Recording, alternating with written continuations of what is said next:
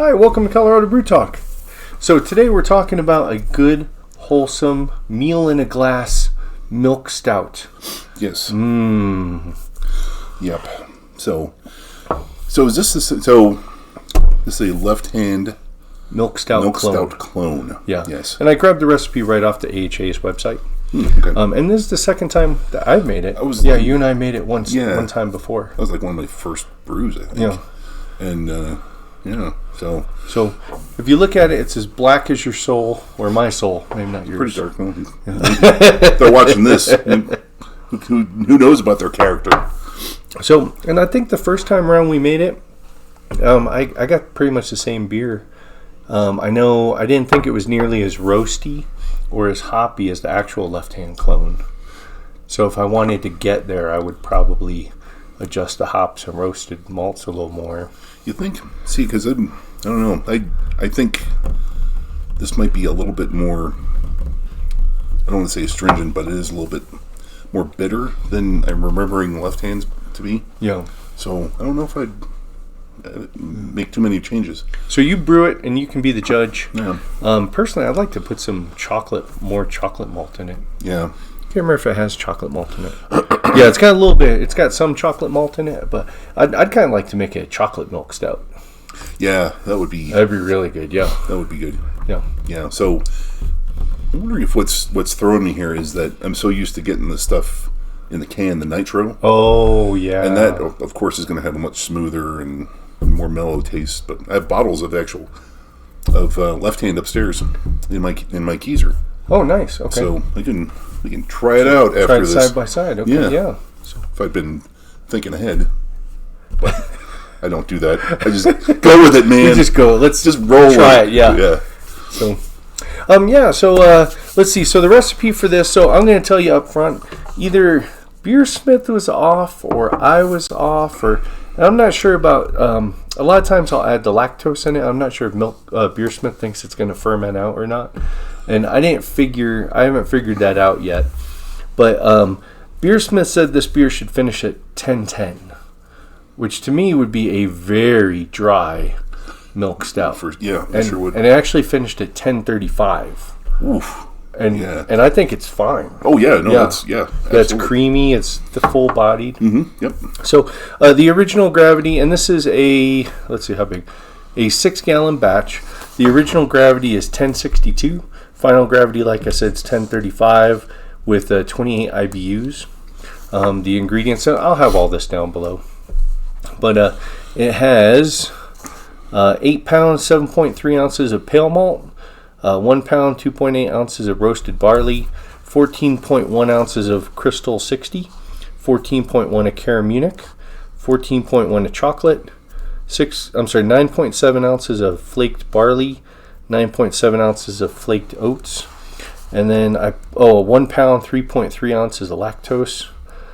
You put 1.18 ounces of East Kent Goldings at 5% at 60 minutes, and then 0.35 of Magnum at 13 at 60 minutes. And I may have changed that just because I was out at East Kent Goldings. So, no. And then it's California Ale yeast. Yeah. Okay. So I mean, it's not terribly. I guess that's a lot of malts. I know one of our friends would probably say, "No, I'm not brewing that. Too many malts." Yeah, that is pretty complex. Yeah. So question now: when you say, let's see here, there it is. So 14.1 ounces. Do you actually put 14.1 ounces? I do. Really? Yeah. Interesting. Because lately, when I've been designing a recipe, if it's like 14.3 ounces, I just put 14. Yeah. And I'll just kind of tweak it until I get the OG that I want or whatever. It's like, oh, that's a little too high. Let me take an ounce out. But I usually round it just because. So usually what I do is I'll put the recipe in from my source, and then I'll adjust it with my efficiency until it matches IBU and original gravity, much like you're doing. Yeah. And then I scale it. Yeah. Yeah. Okay. Yeah, okay. So I haven't... So that's why my numbers get a little odd. Yeah, because I haven't messed with my efficiency enough, so I just kind of mess with the amount, the grain bill. Yeah. And then, so the efficiency is like, it is what it is. And this one may have just been a straight scaling. I've got 72% efficiency on it. is what I went with. So Yeah, that's about average, I guess. yeah. So, all right. So, and our friend of the show who's been on many times, Jeremy Parrish, I actually brewed this for his wedding. He got married the week before Halloween. Yeah, the week before Halloween. And his wife-to-be, currently his wife, or now his wife anyway, she likes dark beers. So I had some cool shots. Actually, I had one of like an evil eye looking out of the kettle. So, yeah, I'll put that in there. So, well, cool. Yeah, no, it's really good. Yeah, I don't have any complaints about it. Yeah, I was telling Mike before we started that he has a little keg. I was thinking you should little baby keg, little tiny keg. So he gave me some of this, and I was drinking it the other day. I was like, well, this tastes kind of weird, but I think it was just me because now it's spot on. Yeah, it's delicious. So yeah, it's nice and creamy, and it's got that just right amount of roasty flavor to it, so that it's lets you know it's a stout, but it's not over the top. Yeah. Yeah, it's a good beer. I'd brew it again. Yeah. Although I'll be honest, I'm kind of sick of it now. So after 6 gallons of it, it's like, okay. I mean, I think we brought it to the wedding, and they might have drank 2 or 3.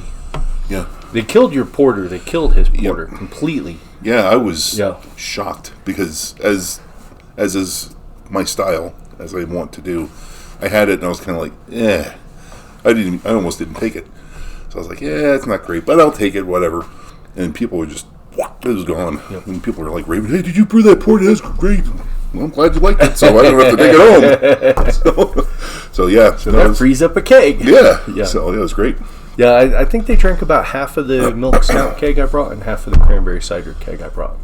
Yeah. So, the cider was, Yeah, cider was good. Cider was always good, and it was popular, because it's always, it was hit with the less non-beer drinkers. Yeah, and that cider I make, I think we mentioned it on the basic cider video. We'll link it down there. It's just straight apple juice fermented out with some cranberry cider in it, or cranberry juice in it.